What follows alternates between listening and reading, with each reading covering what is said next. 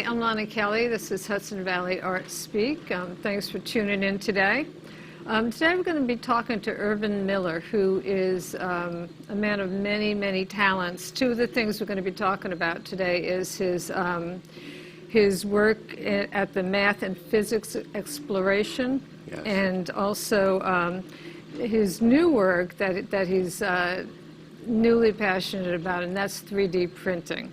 yes. So, Irv, thanks for coming today. I'm glad to be here, Lonna. Yeah, thank you. So first, why don't you tell us a little bit about the Math and Physics Exploration? Okay, well, the Math and Physics Exploration was an organization that I had founded about 10 years ago. And I found it out of the frustration of trying to help the schools out. Uh-huh. Okay, and so what we've done is we've developed different techniques for teaching math, which have proved to be extremely effective.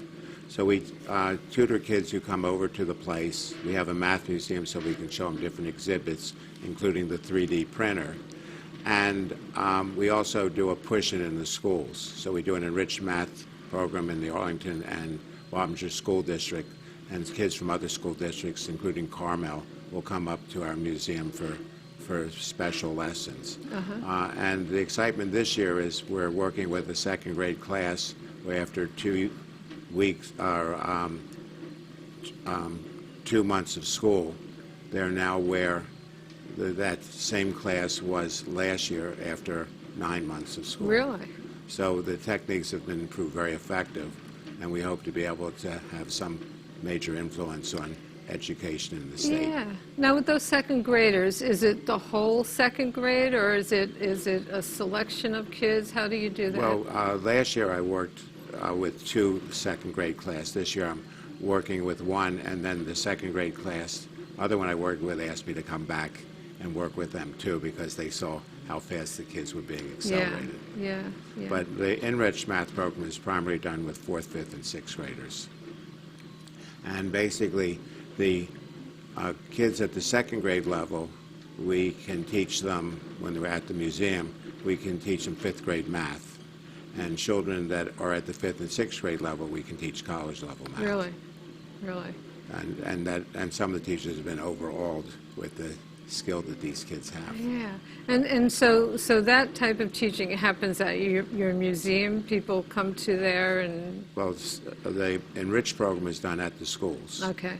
And then people from other schools that we don't work with directly, so from Highland, Carmel School District, and so on, will come to our place after school. Right.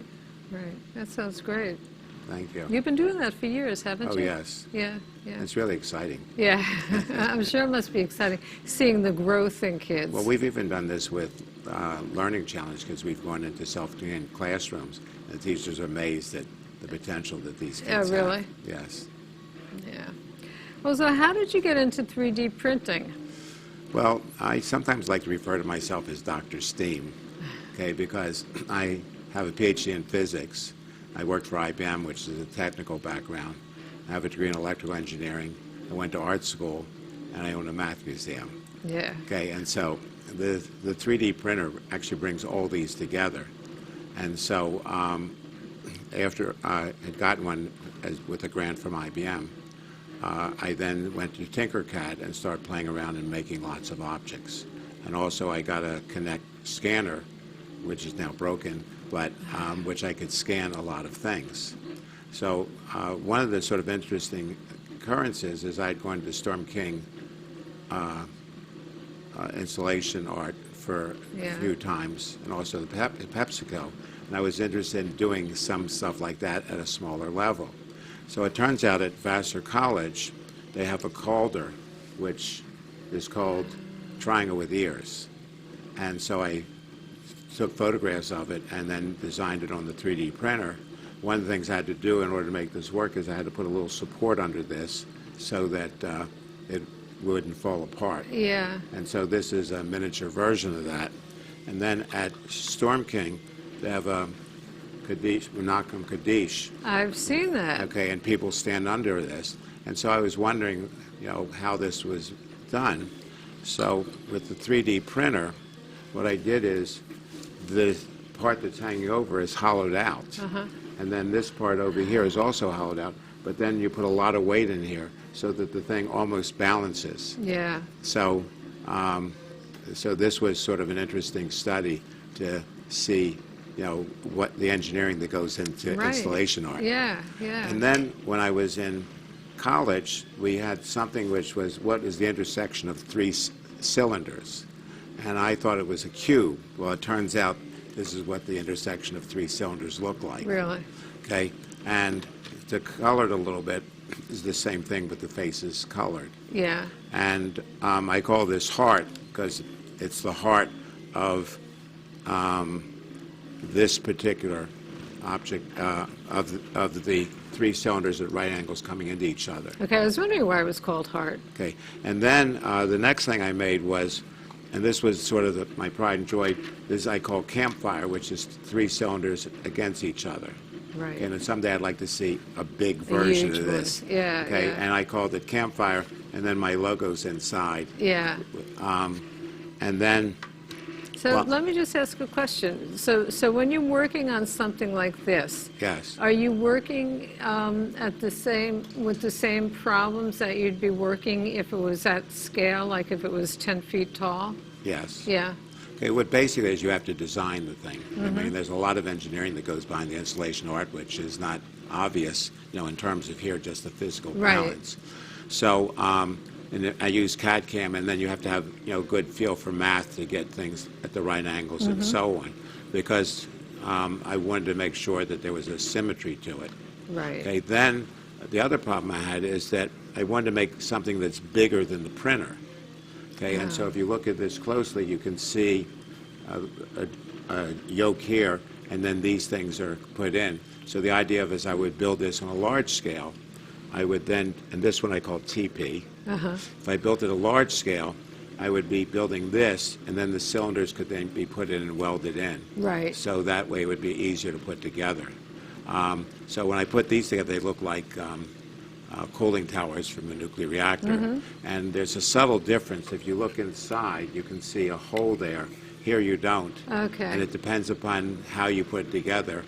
It's the same thing, but it's the way you hollow it out that makes a difference. So in one case, the cylinders were hollowed out and then put together.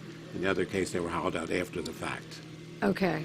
So, and so this part is basically the yoke that's over there. Okay. So these were the three things which someday I have dreams of making bigger versions Bigger. of. Yeah, yeah. And when my museum grows, maybe it'll be outside the museum. That would be great, You know, wouldn't I it? have a little, you know, installation park like PepsiCo has at Purchase. That is an incredible park. Yes. Yeah. Yeah. And in fact, in terms of running, I've run races down there too. Now, have you, what, Yes. at Purchase College or just Well, around the area? Well, you do it through PepsiCo too. Oh, I didn't know that. And but this was a long time ago, so things have changed a little bit. Yeah.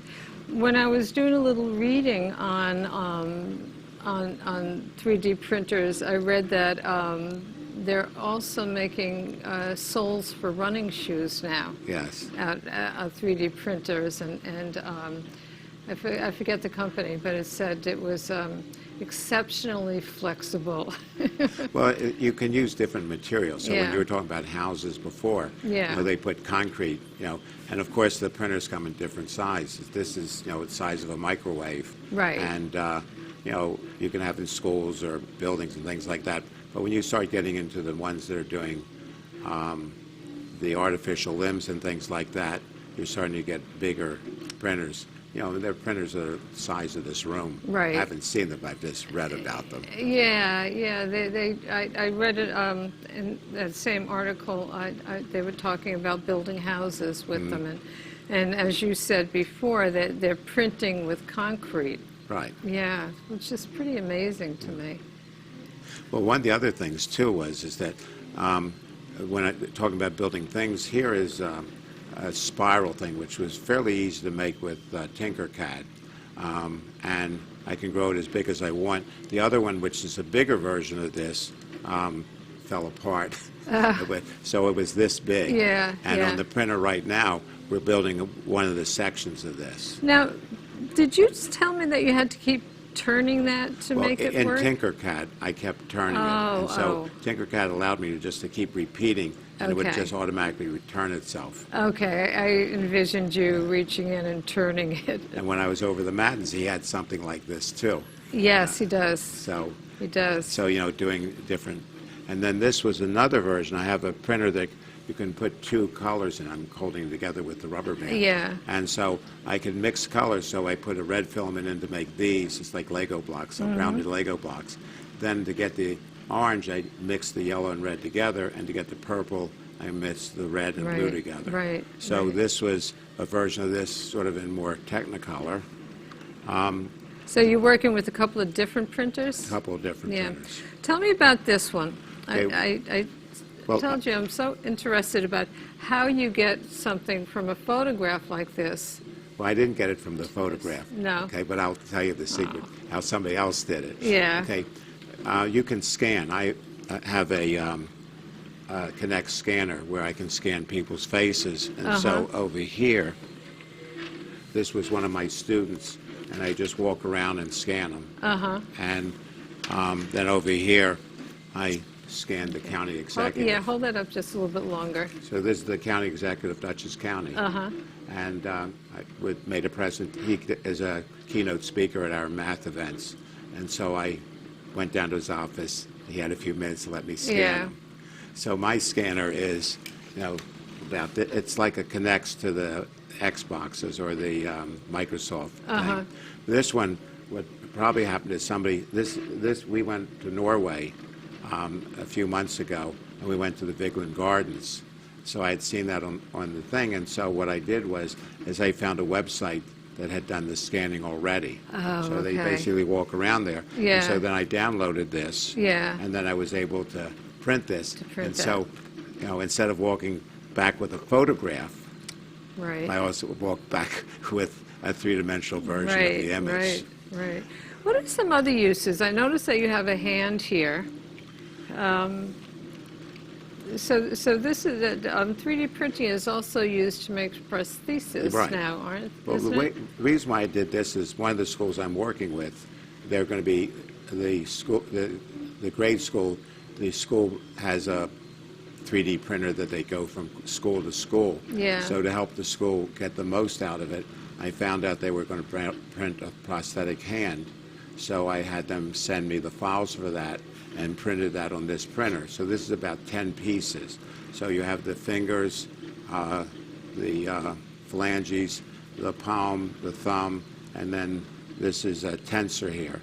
And so the hard part was after I made this, it was smaller size, and I was trying to thread the cords through here, which was a big effort. When I made the bigger version with the finger I showed you before, it was easy to get the cords through. Right. But it took me as long to thread it as it did to build it. And then rubber bands are there so the thing bounces back. That's great. So if I take and pull on this tendon, you can see the thumb move. And if I hold this, I can make Yeah. the hand curl up. So supposedly you would wear it here, and then just flexing these tendons, you could then move your fingers. Right. That's great.